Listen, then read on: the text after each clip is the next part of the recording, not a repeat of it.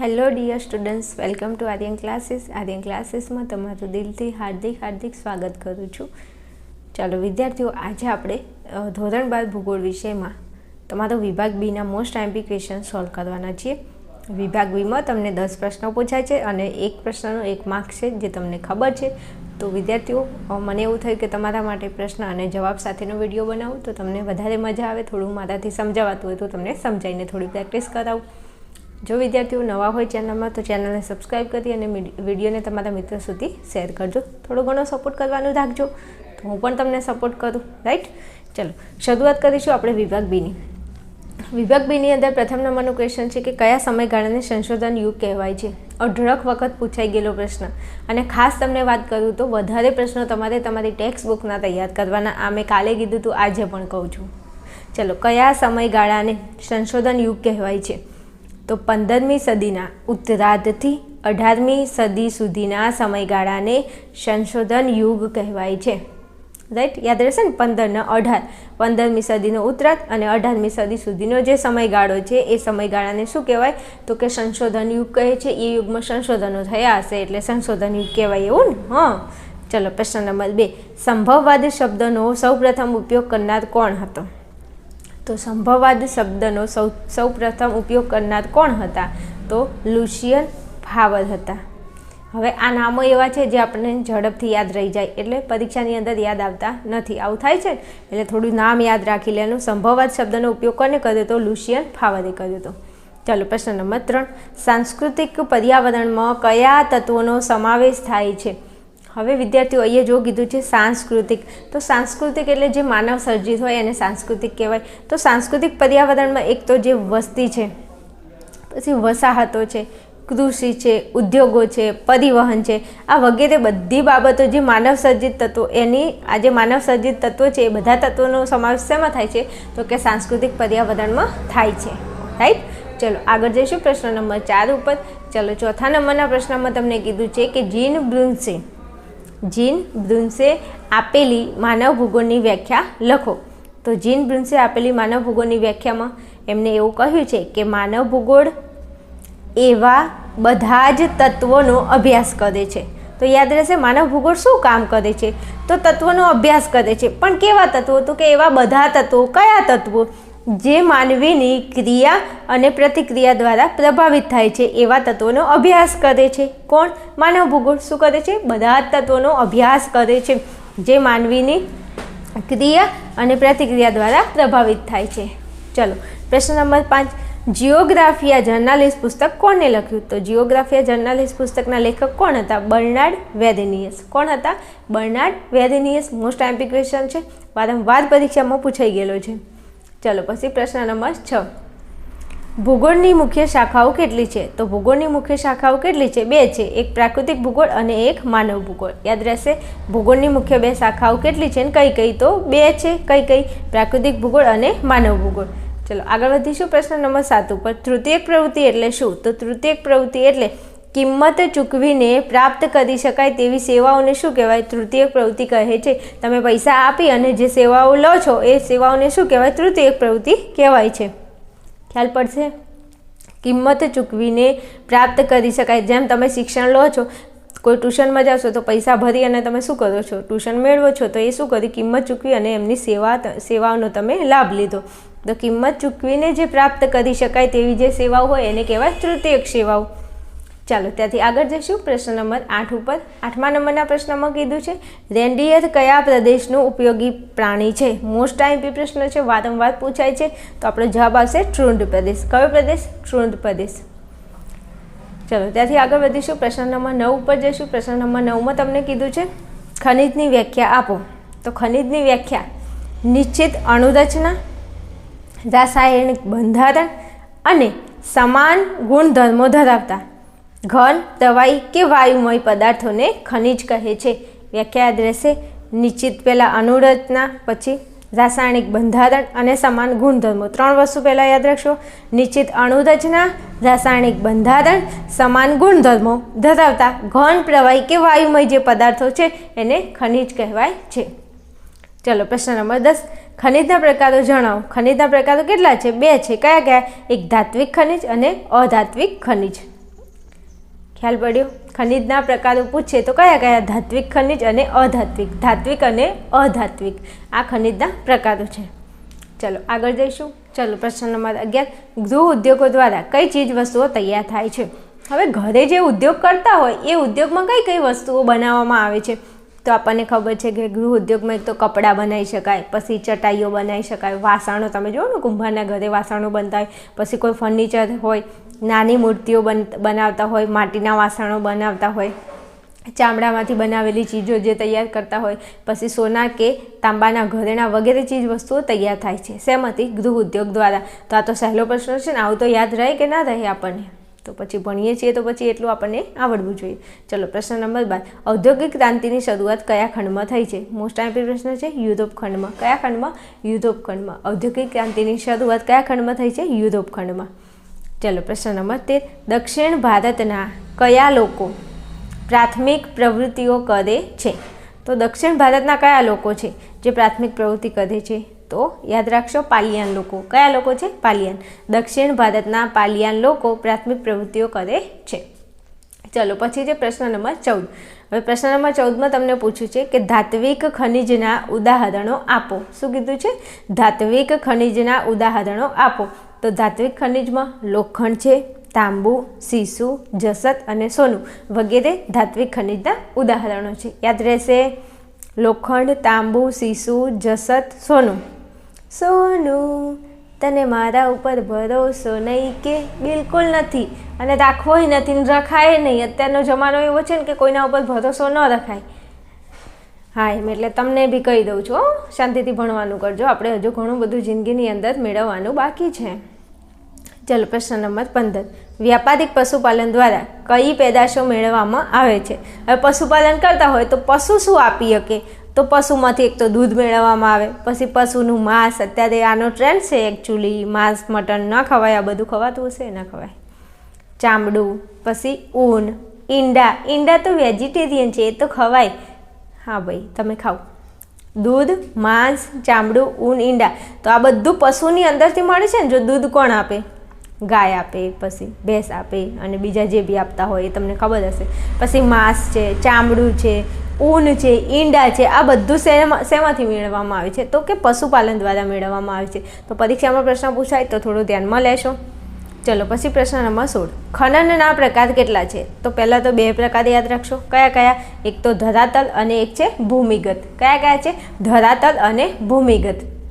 ખનનના 2 પ્રકારો છે. કયા કયા? ધરાતલ અને ભૂમિગત. ચાલો ત્યાંથી આગળ વધીશું. પ્રશ્ન નંબર 17 ઉપર જઈશું. ચલો 17મા નંબરના પ્રશ્નમાં કીધું છે કે ઇન્ટરનેટના આંતરરાષ્ટ્રીય વ્યવહારનું ઉદ્ગમ કેન્દ્ર કયો દેશ છે? તો ઇન્ટરનેટના આંતરરાષ્ટ્રીય વ્યવહારનું ઉદ્ગમ કેન્દ્ર, તો આપણો જવાબ આવશે USA. કયો દેશ છે? USA. ચલો પ્રશ્ન નંબર 18, મનોરંજન સેવાના ઉદાહરણ આપો. તો મનોરંજન સેવાના ઉદાહરણ કીધા છે તો કઈ કઈ જગ્યાએથી આપણને મનોરંજન મળે છે? તો એક તો દૂરદર્શન જોવાથી, રેડિયો સાંભળવાથી, ફિલ્મ જોવાથી આપણને મનોરંજન મળે છે. પછી કોઈ સાહિત્યનું મનોરંજન હોય. તો આ બધી જે સેવાઓ છે ને, આ કોના ઉદાહરણ છે? તો મનોરંજન સેવાના ઉદાહરણ છે, જે આપણને યાદ રહે એવા છે. ચાલો ત્યાંથી આગળ વધીએ. પ્રશ્ન નંબર 19 ઉપર જઈએ. તો 19મા નંબરના ક્વેશ્ચનમાં તમને કીધું છે કે વાણિજ્ય સેવાઓમાં કઈ કઈ સેવાઓનો સમાવેશ થાય છે? કદાચ નહીં પ્રશ્ન પૂછી લે, ધ્યાનમાં લેજો. પ્રશ્ન પૂછાઈ ગયેલો છે એટલા માટે કહું છું. તો જાહેર ખબરો, કાયદાકીય સલાહ, જનસંપર્ક સેવાઓ, પરામર્શન સેવાઓ વગેરે સેવાઓનો વાણિજ્ય સેવાઓમાં સમાવેશ થાય છે. કઈ કઈ? જાહેર ખબરો, કાયદાકીય સલાહ, જનસંપર્ક સેવાઓ, પરામર્શન સેવાઓ વગેરે સેવાઓનો વાણિજ્ય સેવાઓમાં ઉપયોગ થાય છે, સમાવેશ થાય છે. ચલો પછી 20મા નંબરનો પ્રશ્ન છે કે સિલિકોન વેલી એટલે શું? મોસ્ટ આઈમ્પી પ્રશ્ન છે, ઘણીવાર પૂછાઈ ગયેલો છે. સિલિકોન વેલી એટલે શું? તો ઇન્ફોર્મેશન ટેકનોલોજી સંદર્ભે ઘણા વિકસિત ઉદ્યોગ ગૃહોનું એક સંકુલ એટલે સિલિકોન વેલી. યાદ રહેશે, ઇન્ફોર્મેશન ટેકનોલોજી સંદર્ભે ઘણા વિકસિત ઉદ્યોગ ગૃહોનું એક સંકુલ એટલે સિલિકોન વેલી. તમને જો વ્યાખ્યા ના આવડે તો વ્યાખ્યાના કટકા કરો અને વ્યાખ્યાને યાદ રાખો. ચાલો પ્રશ્ન નંબર 21, ઇન્ફોર્મેશન ટેકનોલોજીના ઉપયોગથી કયા નવા ક્ષેત્રનો વિકાસ થાય છે? તો ઇન્ફોર્મેશન ટેકનોલોજીના ઉપયોગથી શેનો વિકાસ થાય છે? તો જેનેટિક એન્જિનિયરિંગના નવા ક્ષેત્રનો વિકાસ થાય છે. પ્રશ્ન ઘણીવાર પૂછાઈ ગયો છે, થોડું ધ્યાનમાં લઈશું. ઇન્ફોર્મેશન ટેકનોલોજીના ઉપયોગથી કયા નવા ક્ષેત્રનો વિકાસ થાય છે? તો આપણો જવાબ આવશે જેનેટિક એન્જિનિયરિંગ. ઓકે, ચલો આગળ વધીશું. ચલો વિદ્યાર્થીઓ આગળ વધીશું. પ્રશ્ન નંબર 22 ઉપર જઈશું. વર્તમાનમાં મનોરંજનના માધ્યમો કયા છે? તો મનોરંજનના માધ્યમો કીધા છે. તો એક તો પ્રવાસ જઈએ તો આપણને શું મળે? મનોરંજન મળે. પર્યટન એ પણ પ્રવાસમાં આવી જાય. પછી દૂરદર્શન, ઇન્ટરનેટ છે. અત્યારે તો એકચ્યુઅલી રાત્રે 12 વાગે નેટ પતી જાય ને એટલે ફોન કરે, 20 રૂપિયાનું રિચાર્જ કરી દે ને તને 20 રૂપિયા કાલે આપી દઈશ. આપણને ઇન્ટરનેટ વગર બિલકુલ ના ફાવે. અત્યારે આવો જ જમાનો છે ને, સવારે વહેલા હજુ તો ખાટલામાંથી નીચે પગે ના મૂક્યો ફટાફટ મોબાઈલ જોવાનો, મોબાઈલ જોઈને ફટાફટ મતલબ બધું યુટ્યુબ ફેદી દેવાનું, વોટ્સએપ, ઇન્સ્ટા જે બી વાપરતા હોય બધું ફેદી દેવાનું. પછી તો આપણો પગ જ નીચે ધરતી ઉપર પડે. એટલે અત્યારે આવો જમાનો છે, એના વગર ચાલતું નથી. એક મનોરંજનનું સાધન બની ગયું છે. ચલો ત્યાંથી આગળ જઈએ. પ્રશ્ન નંબર 23. પરિવહનની વ્યાખ્યા આપો. તો પરિવહનની વ્યાખ્યામાં કીધું છે કે માનવી અને ચીજ વસ્તુઓની એક સ્થળેથી બીજા સ્થળે થતી હેરફેરને કહેવાય પરિવહન. પરિવહન એટલે શું? તો મનુષ્ય, માનવી, આપણે માણસો અને કોઈ પણ ચીજ વસ્તુ હોય એની એક જગ્યાએથી બીજી જગ્યાએ જે હેરફેર થાય છે, શું થાય છે? હેરફેર થાય છે, તેને શું કહેવાય? પરિવહન કહે છે. આપણે રોજ દિવસ સુધી સ્કૂલે જઈએ છીએ અને ઘરે આવીએ છીએ, તો સ્કૂલે જઈએ છીએ અને ઘરે આવીએ છીએ એ એક પ્રકારનું શું કહેવાય? પરિવહન કહેવાય.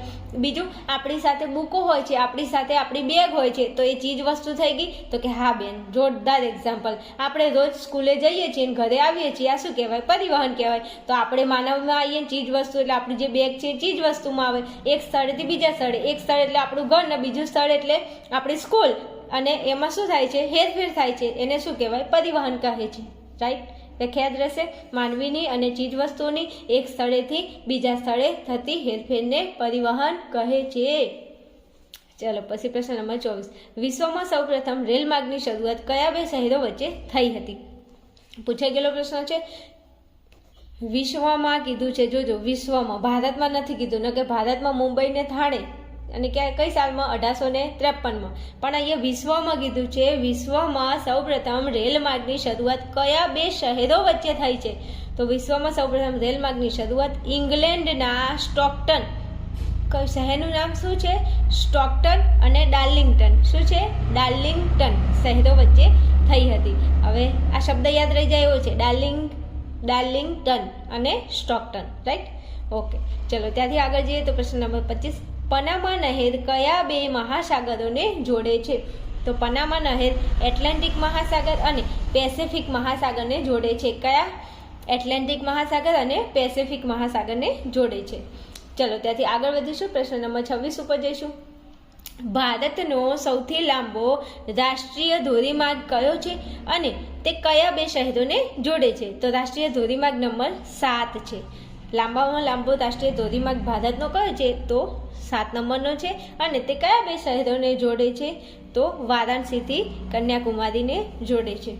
કશ્મીર તું મેં કન્યાકુમારી, આવું કોઈક સોંગ છે. હા, પિક્ચર બી સારું જ છે, મસ્ત મજાનું.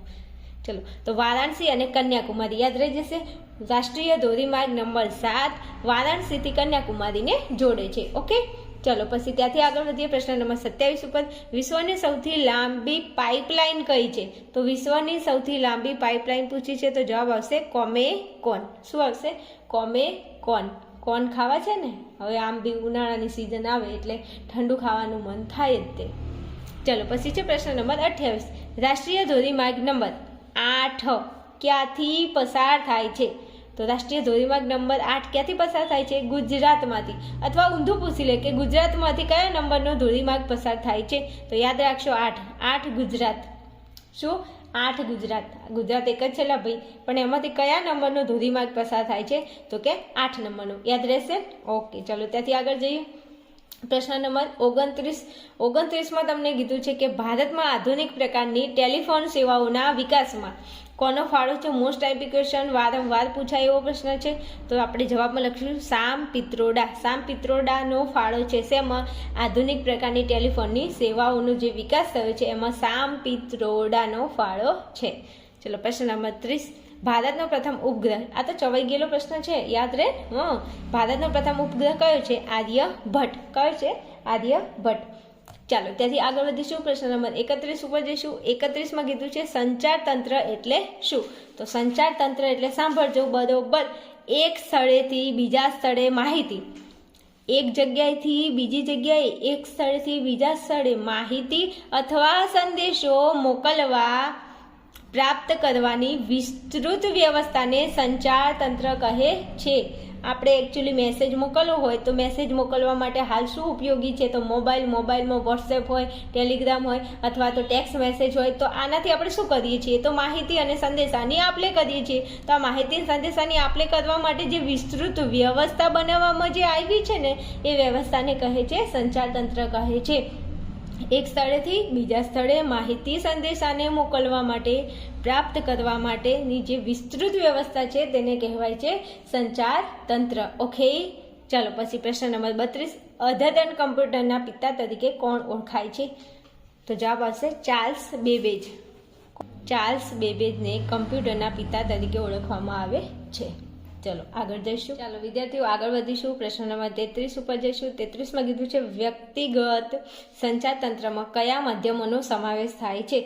તો વ્યક્તિગત સંચાર તંત્રમાં એક તો ટેલિફોન, ફેક્સ, ઈમેલ, ટપાલ સેવા અને આંગડિયા સેવાનો વગેરેનો સમાવેશ થાય છે. વ્યક્તિગત સંચાર તંત્રમાં શેનો ઉપયોગ થાય છે? કયા માધ્યમોનો સમાવેશ થાય છે? તો એક તો ટેલિફોન છે, ફેક્સ છે, ઈમેલ છે, ટપાલ છે અને આંગડિયા, આ સેવાઓનો સમાવેશ થાય છે. ચલો પ્રશ્ન નંબર 34. ભારતનું પ્રથમ કયું સમાચાર પત્ર પ્રકાશિત થયું છે? તો આ મોસ્ટ આઈમ્પી પ્રશ્ન છે, પૂછાઈ ગયેલો છે. બંગાળ ગેઝેટ. કયું? બંગાળ ગેઝેટ. ભારતનું કયું સમાચાર પત્ર પ્રકાશિત થયું છે? તો બંગાળ ગેઝેટ. ચલો પ્રશ્ન નંબર 35. ભારતમાં આકાશવાણીનું પ્રથમ પ્રસારણ ક્યારે અને ક્યાં થયું હતું? તો આકાશવાણીનું પ્રથમ પ્રસારણ પૂછ્યું છે તો 1923 અને કઈ જગ્યાએ? મુંબઈ ખાતે. યાદ રહેશે 1923 મુંબઈ ખાતે. આકાશવાણીનું પ્રથમ પ્રસારણ 1923 અને મુંબઈ ખાતે. ઓકે, ચલો પછી ત્યાંથી આગળ વધીશું. પ્રશ્ન નંબર 36 ઉપર જઈશું. ડોટરશીપ દ્વારા કઈ કામગીરી થાય છે? સરસ મજાનો ક્વેશ્ચન છે, આવડે એવો જો. મધરશીપ માનવોમાં જે મધરશીપ, જો ડોટર, મધર અને ડોટર, મધર એટલે માતા, તો માતા મોટી હોય અને ડોટર એટલે દીકરી, દીકરી નાની હોય ઉંમરમાં. હો હા, એમ નકર અમુક ઊંચાઈમાં વળી ચેક કરે એની વાત નથી કરતી. તો મધરશીપ માનવમાં નાની સ્ટીમરમાં ભરીને અન્ય નાના મોટા બંદરોએ પહોંચાડવામાં આવે છે. આ કામગીરીને શું કહેવાય? ડોટરશીપ. મોટી શિપમાં જે માલ હોય એ નાની સ્ટીમરોમાં મૂકીને અન્ય બીજા ગમે તે બંદરોએ મોકલવામાં આવે તો એને શું કહેવાય? તો એને ડોટરશીપ દ્વારા કામગીરી થઈ એવું કહેવાય છે. ચલો ત્યાંથી આગળ વધીએ. પ્રશ્ન નંબર 37 ઉપર જઈશું. સાર્કનું વડું મથક ક્યાં આવેલું છે? કાઠમંડુમાં. કઈ જગ્યાએ? કાઠમંડુમાં. મોસ્ટ આઈમ્પી છે. ચલો પ્રશ્ન નંબર 38. વ્યાપાર એટલે શું? તો વસ્તુ અને સેવાઓની સ્વૈચ્છિક આપલે ને વ્યાપાર કહે છે. હવે સાંભળજો, વ્યાપાર એટલે આપણે રોજ આ ધંધો કરીએ છીએ, આપણે કપડાં લેવા નથી જતા, આપણે કોઈ પણ વસ્તુ લેવા જઈએ છીએ કે નહીં? તો કે હા, આપણે દરેક આપણા જાહેર જીવનની અંદર જે જરૂરિયાતો આપણે આપણી પૂરી કરીએ છીએ, એક જાતનો વ્યાપાર જ છે.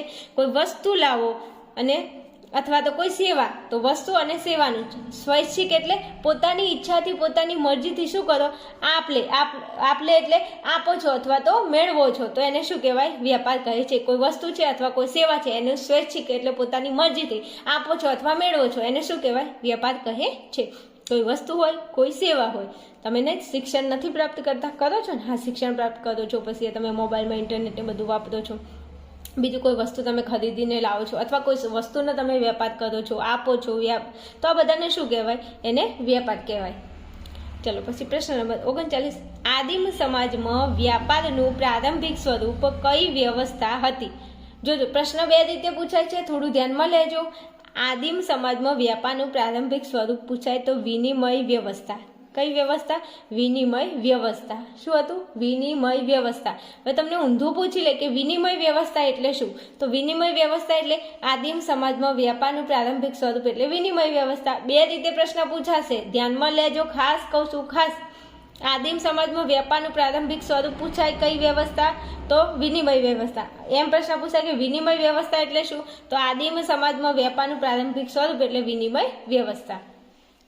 ચાલો ત્યાંથી આગળ વધીશું. તો પ્રશ્ન નંબર 40 ઉપર જઈશું.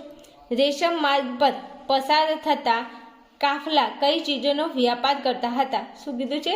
રેશમ માર્ગ પર પસાર થતા જે કાફલા હતા એ કઈ ચીજ વસ્તુઓનો વ્યાપાર કરતા હતા? અથવા એમ પ્રશ્ન પૂછી લે કે રેશમ માર્ગે કઈ કઈ ચીજ વસ્તુઓનો વ્યાપાર થતો હતો? આ બંનેમાંથી કોઈ પણ પ્રશ્ન પૂછાય તો તમારે જવાબમાં લખવાનું કે રેશમ માર્ગ પર અથવા રેશમ માર્ગ દ્વારા શું રેશમ, લોખંડનો સામાન, તેજાના વગેરેનો વેપાર કરતા હતા. 3 વસ્તુ યાદ રાખવાનું છે. એક તો રેશમ પોતે છે, રેશમ માર્ગે રેશમનો શું થતો હતો? વેપાર, એટલે રેશમ તો યાદ રહી જાય. ખાલી બીજું 2 વસ્તુ યાદ રાખો, લોખંડનો સામાન અને તેજાના. શું યાદ રાખશો? લોખંડનો સામાન અને તેજાના. રાઈટ. ચલો પછી પ્રશ્ન નંબર 41. ગુજરાતના ફેરબદલી માટેના બંદરનું નામ આપો. તો ગુજરાતનું ફેરબદલી માટેનું બંદર કયું છે? તો કે સલાયા. મોસ્ટ આઈપી પ્રશ્ન છે સલાયા. શું છે? સલાયા. અથવા એમ પૂછી લે કે સલાયા કેવું બંદર છે? તો શું યાદ રાખશો? ફેરબદલી માટેનું. 2 રીતે પ્રશ્ન પૂછી લે કે ગુજરાતનું ફેરબદલી માટેનું બંદર કયું? તો સલાયા. અથવા એમ પૂછે સલાયા ગુજરાતનું કેવું બંદર છે? તો ફેરબદલી માટેનું. ખબર પડી? ચાલો ત્યાંથી આગળ વધીશું. પ્રશ્ન નંબર 42 ઉપર જઈશું. પ્રશ્ન નંબર 42માં કીધું છે આસિયાન સંગઠનનું વડું મથક. તો આસિયાન સંગઠનનું વડું મથક કીધું છે તો જવાબમાં આવશે જાકાર્તા. શું આવશે? જાકાર્તા. આ જે સંગઠનો છે ને એના વડું મથક છે ને એને યાદ રાખી લેજો. ચલો પ્રશ્ન નંબર 43. કોલકાતા નદી બંદર. કોલકાતા નદી બંદર કઈ નદી પર આવેલું છે? નદી પૂછી છે જો. તો કોલકાતા નદી બંદર હુગલી નદી ઉપર આવેલું છે. કઈ નદી ઉપર? હુગલી નદી ઉપર. કોલકાતા નદી બંદર કઈ નદી પૂછી છે તો હુગલી નદી. પણ એમ કે હુગલી નદી ઉપર કયું બંદર આવેલું છે? તો કોલકાતા. 2 રીતે પ્રશ્ન પૂછાય. જો કોલકાતા કઈ નદી ઉપર આવ્યું? તો હુગલી નદી. હુગલી નદી ઉપર કયું બંદર આવ્યું? તો કોલકાતા. એટલે 2 યાદ રાખી લેજો, કોલકાતા હુગલી, હુગલી કોલકાતા. ઓકે. ચાલો ત્યાંથી આગળ જઈએ. પ્રશ્ન નંબર 44. 44માં કીધું છે કે માનવીની ખોરાક પછીની બીજી અનિવાર્ય જરૂરિયાત કઈ છે? માનવીને સૌથી પહેલાં તો ખાવા જોઈએ. જોઈએ કે નહીં? તો કે હા જોઈએ, ખાવા. તો ખાવા એટલે ખોરાક જોઈએ. તો ખોરાક પછીની બીજી જરૂરિયાત કઈ છે? તો પછી ખાઈને માણસને ઊંઘવા જોવે. જોવે કે ના જોવે? મજાક કરું છું, ધ્યાનમાં લેજો. ખાધા પછી આપણને સરસ મજાનો આરામ કરવાનું મન થાય. તો ઘર હોય તો આરામ થાય ને, રહેઠાણ આપણું કોક ઠેકાણું તો હોવું જોઈએ ને. તો ખોરાક પછીની બીજી આવશ્યકતા કઈ છે? રહેઠાણ. એટલે ખોરાક પછી બીજી જરૂરિયાત રહેઠાણ. નહીં કહેતા રોટી, કપડાં, મકાન. આ 3 આપણી પાયાની જરૂરિયાત છે. એટલે રોટી તો આવી ગઈ, પછી કપડાં સાઈડમાં મૂકો તો રહેઠાણ આવે ને. હા, તો રોટી, કપડાં ને મકાન. મકાનમાં રહેવા જોઈએ ને, મકાન અથવા રહેઠાણ 2 એક જ છે. ચાલો આગળ વધીશું. ચાલો વિદ્યાર્થીઓ આગળ વધીશું. પ્રશ્ન નંબર 45 ઉપર જઈશું. ચાલો 45માં કીધું છે કે વસાહતના 2 મુખ્ય પ્રકારો કયા છે? તો વસાહતના 2 મુખ્ય પ્રકારો કયા છે? એક તો છે ગ્રામ્ય વસાહત અને શહેરી વસાહત. વસાહત મતલબ રહેવું કોઈ જગ્યાએ. બધા કઈ જગ્યાએ રહે? તો કોઈક ગામડે રહેતું હોય અથવા કોઈક શહેરમાં રહેતું હોય. તો ગામડે રહેતું હોય એને ગ્રામ્ય વસાહત કહેવાય, અને શહેરમાં રહેતું હોય એને શહેરી વસાહત કહેવાય. વસાહત એટલે રહેવું, એ તો ખબર છે ને. ચલો પ્રશ્ન નંબર 46. ગ્રિફિથ ટેલરે વસાહતની કઈ વ્યાખ્યા આપી છે? તો ગ્રિફિથ ટેલરે મોસ્ટ આઈએમપી વ્યાખ્યા છે, પૂછાય છે. તો એમ કીધું છે કે રહેઠાણોનો વિશાળ સમૂહ એટલે વસાહત. આવું કોને કીધું છે? તો ગ્રિફિથ ટેલરે કીધું છે. શું કીધું છે? રહેઠાણોનો વિશાળ સમૂહ એટલે વસાહત. યાદ રહેશે, જે લોકો રહેતા હોય, ઘણા બધા લોકો રહેતા હોય, એમનો જે વિશાળ સમૂહ હોય, રહેઠાણોનો એટલે રહેવાનું, રહેઠાણોનો જે વિશાળ સમૂહ હોય એને વસાહત કહેવાય છે. રાઈટ. ચલો પ્રશ્ન નંબર 47. ત્રિકોણીય પ્રણાલી મુખ્યત્વે ક્યાં નિર્માણ પામે છે? તો ત્રિકોણીય પ્રણાલી મુખ્યત્વે કઈ જગ્યાએ? નદીઓના સંગમ સ્થાને. એકદમ શોર્ટ ક્વેશ્ચન છે. ત્રિકોણીય પ્રણાલી કઈ જગ્યાએ? તો કે નદીઓના સંગમ સ્થાને. ઓકે. ચલો પછી ત્યાંથી આગળ જઈશું. પ્રશ્ન નંબર 48માં. 48માં કીધું છે કે કયા પ્રદેશોમાં છૂટી છવાઈ વસાહત જોવા મળે છે? તો એક તો પર્વતીય પ્રદેશો. જો પર્વતવાળો વિસ્તાર હોય ને એમાં છૂટી છવાયા લોકો રહેતા હોય. અહીંયા એમ જ કીધું છે ને, છૂટી છવાઈ વસાહત. વસાહત એટલે રહેવું. તો જો પર્વતવાળો પ્રદેશ હોય ત્યાં બધા કેવી રીતે રહેતા હોય? તો કે છૂટા છવાયા રહેતા હોય. પછી રણ પ્રદેશ હોય તો રણ પ્રદેશમાં બધા કેવા રહેતા હોય? છૂટા છવાયા રહેતા હોય. પછી કોઈ ઉચ્ચ ભૂમિના પ્રદેશો હોય એમાંય બધા છૂટા છવાયા રહેતા હોય. તો 3 વસ્તુ યાદ રાખવાનું છે. એક તો પર્વતીય પ્રદેશ યાદ રહી જાય. રણ પ્રદેશ, રણમાં તો કોઈ રહેતું જ ના હોય, પણ રહેતું હોય તો દૂર દૂર રહેતું હોય એટલે છૂટા છૂટા રહેતા હોય. અને ઉચ્ચ ભૂમિનો પ્રદેશ યાદ રહેશે. ઓકે. ચલો ત્યાંથી આગળ જઈએ. પ્રશ્ન નંબર 49. ધારાવી ઝૂંપડપટ્ટી કયા શહેરમાં છે? તો ધારાવી ઝૂંપડપટ્ટી કીધું છે તો જવાબ આવશે મુંબઈ. મુંબઈની અંદર એક ઝૂંપડપટ્ટી છે જેનું નામ છે ધારાવી. ત્યાં લોકો કેવામાં રહે છે, તમે કદાચ જોયું હોય, ચેક કર્યું હોય તો. ચલો પછી છે પ્રશ્ન નંબર 50. નાટમોનું પૂરું નામ જણાવો. શું કીધું છે? નાટમોનું પૂરું નામ જણાવો. તો શું થશે? National atlas and thematic mapping organisation. અને આ છે નાટમોનું પૂરું નામ. જોજો બરોબર થોડું. National atlas and thematic mapping organisation જે નાટમોનું પૂરું નામ છે. તૈયાર કરી લેશો. ના આવડે તો 5 વખત લખીને તૈયાર કરો, પણ તૈયાર કરી લેજો. એકવાર ફરી બોલું છું, national atlas and thematic mapping organisation. ચાલો ત્યાંથી આગળ વધીશું. પ્રશ્ન નંબર 51 ઉપર જઈશું. એક બહુલકીય માહિતી કોને કહે છે? શું કીધું છે? એક બહુલકીય માહિતી કોને કહે છે? તો એક જ બહુલક હોય તેવી અંકાત્મક માહિતીને શું કહેવાય? એક બહુલકીય માહિતી કહે છે. શું કીધું છે?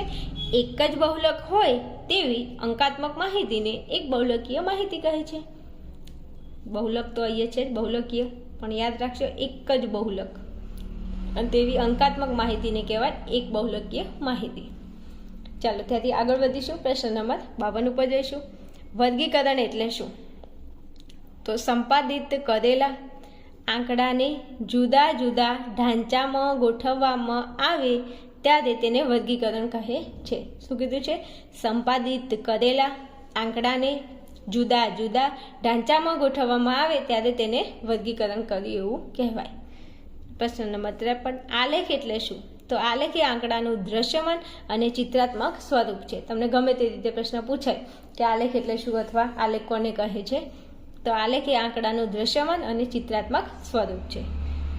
ચાલો ત્યાંથી આગળ વધીશું. પ્રશ્ન નંબર 54 ઉપર જઈશું. 54માં કીધું છે કે મધ્યક શોધવાનું સૂત્ર લખો. તો મધ્યક શોધવાનું સૂત્ર શું થશે? x બાર બરાબર સિગ્મા xi ભાગ્યા n. સૂત્ર મોસ્ટ આઈપી છે, તૈયાર કરી લેજો. દાખલામાં પણ તમને ખૂબ જ કામમાં લાગશે. ચાલો પછી પ્રશ્ન નંબર 55. માહિતીની તીવ્રતા અથવા ગીચતા દર્શાવવા માટે કઈ પદ્ધતિનો ઉપયોગ થાય છે? તો માહિતીની તીવ્રતા અથવા ગીચતા દર્શાવવા માટે રંગ છાયા પદ્ધતિનો ઉપયોગ થાય છે. કઈ પદ્ધતિ? રંગ છાયા પદ્ધતિનો ઉપયોગ થાય છે. શું કીધું છે? માહિતીની તીવ્રતા અને ગીચતા બતાવવા રંગ છાયા પદ્ધતિનો ઉપયોગ થાય છે. ઓકે, ચલો આગળ વધીશું વિદ્યાર્થીઓ. પ્રશ્ન નંબર 56 ઉપર જઈશું. ભારતમાં કઈ કઈ સંસ્થાઓ સ્થળ વર્ણનના નકશા તૈયાર કરે છે? તો ચાલો ચેક કરીશું. એક તો દહેરાદૂનમાં આવેલી ધી સર્વે ઓફ ઇન્ડિયા અને કોલકાતામાં આવેલી નાટમો. આ બે સંસ્થાઓ એવી છે જે ભારતમાં સ્થળ વર્ણનના નકશા તૈયાર કરે છે. જોજો યાદ રાખશો, દહેરાદૂનમાં કઈ સંસ્થા આવેલી છે? The survey of India. અને કોલકાતામાં કઈ છે? નાટમો. તો આ બંને જે સંસ્થા છે, ધી સર્વે ઓફ ઇન્ડિયા અને નાટમો, આ બંને સંસ્થા ભારતમાં સ્થળ વર્ણનના નકશા તૈયાર કરે છે. તો તમને ગમે તે રીતે પ્રશ્ન પૂછી લે કે ધી સર્વે ઓફ ઇન્ડિયા ક્યાં આવેલી છે? તો દહેરાદૂનમાં. નાટમો ક્યાં આવેલી છે? કલકત્તામાં. ભેગું પૂછી લે કે સ્થળ વર્ણનના નકશા કઈ સંસ્થા તૈયાર કરે છે? તો આ બંને જવાબમાં આવશે. ઓકે, ચલો પ્રશ્ન નંબર 57. આલેખ એ આંકડાનું કેવું સ્વરૂપ છે? તો આલેખ એ આંકડાનું દ્રશ્યમાન અને ચિત્રાત્મક. આગળ આવી ગયો પ્રશ્ન, દ્રશ્યમાન અને ચિત્રાત્મક સ્વરૂપ છે. ચલો પ્રશ્ન નંબર 58. કયા પ્રકારના આલેખમાં રંગોનો સૌથી વધુ ઉપયોગ અસરકારક બને છે? કયા પ્રકારના આલેખમાં રંગોનો ઉપયોગ વધુ અસરકારક બને છે? તો સંયુક્ત સ્તંભ આલેખમાં રંગોનો ઉપયોગ વધુ અસરકારક બને છે. શેમાં આવશે?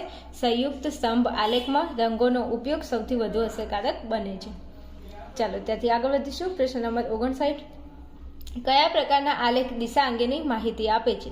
તો પ્રવાહ આલેખ. કયો આલેખ? પ્રવાહ આલેખ દિશા અંગેની માહિતી આપે છે.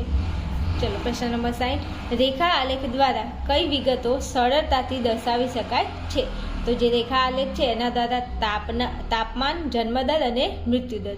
શું છે? તાપમાન, જન્મદર અને મૃત્યુદર વગેરે વિગતો રેખા આલેખ દ્વારા સરળતાથી દર્શાવી શકાય છે. ચલો પછી પ્રશ્ન નંબર 61. રંગ છાયા પદ્ધતિનો ઉપયોગ કયો થાય છે? તો રંગ છાયા પદ્ધતિનો ઉપયોગ આંકડાકીય માહિતીની તીવ્રતા અથવા ગીચતા દર્શાવવા માટે શેનો ઉપયોગ થાય છે? રંગ છાયા પદ્ધતિનો ઉપયોગ થાય છે. શેમાં થાય છે? આંકડાકીય માહિતીની તીવ્રતા અને તેની ગીચતા દર્શાવવા માટે રંગ છાયા પદ્ધતિનો ઉપયોગ થાય છે. ચલો પછી ત્યાંથી આગળ વધીશું. તો સરસ મજાના તમારે ફૂલ ફોર્મ લખવાના છે, પૂરા નામ લખવાના છે. પરીક્ષાની અંદર આ મોસ્ટ ઓફ પૂછાય જ છે. જીપીએસનું પૂરું નામ જણાવો. તો જીપીએસનું પૂરું નામ શું થશે? Global positioning system. શું થાય છે? જીપીએસનું પૂરું નામ ગ્લોબલ પોઝિશનિંગ સિસ્ટમ. ના આવડે તો 5-10 વખત લખીને તૈયાર કરી લેજો, પણ તૈયાર કરી લેજો. ચલો પ્રશ્ન નંબર 63માં જીઆઈએસનું પૂરું નામ. તો જીઓગ્રાફિક ઇન્ફોર્મેશન સિસ્ટમ. જીઆઈએસનું પૂરું નામ શું થશે? Geographic information system. શેનું પૂરું નામ છે? જીઆઈએસનું. ઓકે, ચલો પછી જીપીઆરએસ. શું છે? જીપીઆરએસ. તો જનરલ પેકેટ રેડિયો સર્વિસીસ. શું છે? જીપીઆરએસનું પૂરું નામ થશે જનરલ પેકેટ રેડિયો સર્વિસીસ. જીપીઆરએસનું પૂરું નામ થાય છે. ચલો પછી આગળ વધી પ્રશ્ન નંબર 65 ઉપર જઈશું. ચલો 65મા નંબરના પ્રશ્નમાં કીધું છે પૃથ્વી ઉપર સ્થાન જાણવા માટે શાનો ઉપયોગ કરવામાં આવે છે? તો પૃથ્વી ઉપર તમારે કોઈ પણ સ્થાન જાણવું હોય તો એના માટે જીપીએસનો ઉપયોગ થાય છે. શેનો? જીપીએસનો ઉપયોગ થાય છે. ચલો સ્કેનરનો ઉપયોગ જણાવો. સ્કેનર શા માટે ઉપયોગી છે? તો સ્કેનરનો ઉપયોગ નકશાની મુદ્રિત માહિતીને કમ્પ્યુટરમાં ઉમેરવા માટે. શું કીધું છે? કોઈ પણ નકશાની મુદ્રિત માહિતી હોય, આ મુદ્રિત માહિતીને કમ્પ્યુટરમાં તમારે ઉમેરવી હોય તો શેનો ઉપયોગ કરવામાં આવે છે? તો સ્કેનરનો ઉપયોગ કરવામાં આવે છે. ઓકે, ચલો આગળ વધીશું. ચલો પ્રશ્ન નંબર 67 વેક્ટર ડેટા અને રાસ્ટર ડેટા એટલે શું? બંનેની વ્યાખ્યા તમને કોઈ બી પૂછી લે, થોડું ધ્યાનમાં લેશો. ચલો વેક્ટર ડેટા એટલે દિશા સાથે પરિણામ ધરાવતી માહિતી અને રાસ્ટર ડેટા એટલે જેમાં સામાન્ય રીતે એવી તસવીરો કે જેમાં પિક્સેલનો ઉપયોગ કરવામાં આવેલો હોય તેને રાસ્ટર ડેટા કહે છે. જોજો બંનેની ભેગી વ્યાખ્યા છે, અલગ અલગ પાડીને સમજાવું છું. વેક્ટર ડેટા એટલે દિશા સાથે પરિણામ ધરાવતી માહિતીને વેક્ટર ડેટા કહે છે અને રાસ્ટર ડેટા એટલે જેમાં સામાન્ય રીતે એવી તસવીરો કે જેમાં પિક્સેલનો ઉપયોગ થાય છે. તો જે તસવીર એટલે ફોટો જેમાં પિક્સેલનો ઉપયોગ થતો હોય એને કહેવાય રાસ્ટર ડેટા, અને જે દિશા સાથે પરિણામ ધરાવતી હોય એને કહેવાય વેક્ટર ડેટા. રાઈટ, લખીને તૈયાર કરી લેજો જો યાદ ના રહે તો. ચલો પ્રશ્ન નંબર 68 કમ્પ્યુટર હાર્ડવેર એટલે શું? તો કમ્પ્યુટરના ભૌતિક સાધનો કે જેને સ્પર્શ કરી શકાય તથા જોઈ શકાય તેને કમ્પ્યુટર હાર્ડવેર કહેવાય. હવે સાંભળજો, આપણા ઘરે કમ્પ્યુટર હોય અથવા અત્યારે જનરલી બધાય કમ્પ્યુટર જોયેલું છે. તો કમ્પ્યુટરના જે સાધનો હોય જેને સ્પર્શ કરી શકાય, જેમ કે મોનિટર હોય, સીપીયુ હોય, પછી કીબોર્ડ હોય કે માઉસ હોય કે દરેકે દરેક જેટલા ભાગો હોય જેને તમે સ્પર્શ એટલે એને જેને અડી શકાય, સ્પર્શ કરી શકાય મતલબ એને અડી શકાય અને જેને જોઈ શકાય તો તેને શું કહેવાય? હાર્ડવેર કહેવાય. જે કમ્પ્યુટરના જે ભૌતિક સાધનો, જે ભૌતિક ભાગો હોય જેને તમે અડી શકો, સ્પર્શ કરી શકો, જોઈ શકો એને કહેવાય હાર્ડવેર. ઓકે, અને સોફ્ટવેર હોય એને તમે જોઈ ના શકો, સ્પર્શી ના શકો. ચલો પ્રશ્ન નંબર 69 કમ્પ્યુટર હાર્ડવેરના સાધનો જણાવો. હવે જો ઉપર કીધું હતું હાર્ડવેર કોને કહેવાય ને અહીંયા એના સાધનો, કે કયા કયા એવા સાધનો છે જે કમ્પ્યુટરના હાર્ડવેર તરીકે ઓળખાય છે. તો મેં હાલ કહી દીધું તમને કે એક તો કીબોર્ડ આવે, માઉસ આવે, મોનિટર આવે, પ્રિન્ટર આવે, પ્રોસેસિંગ યુનિટ આવે, પેન ડ્રાઈવ આવે વગેરે શું છે? કમ્પ્યુટર હાર્ડવેરના સાધનો. અને આ બધાથી આપણે અત્યારે પરિચિત છીએ. કોઈ એવું વિદ્યાર્થી ના હોય જેને આના વિશે ખબર ના હોય, બધાએ કમ્પ્યુટર જોયું હોય, મોનિટર બધું બધાને ખબર જ હોય. રાઈટ, તો એટલે આપણો વિભાગ બીનો વિડીયો પૂરો કરું છું. તમને એવું લાગે છે કે બેન ખરેખર દિલથી અમારા માટે મહેનત કરે છે તો સારી એવી કોમેન્ટ અને એક સરસ મજાની લાઇક કરી અને વિડીયોને શેર કરી શકો છો. અને તમારા જે વાલા મિત્રો હોય એમને આપણી ચેનલ અવશ્ય શેર કરશો. ચલો આ સાથે જ મળીશું નવા વિડીયોમાં. ત્યાં સુધી જોતા રહેશો આર્યન ક્લાસીસ.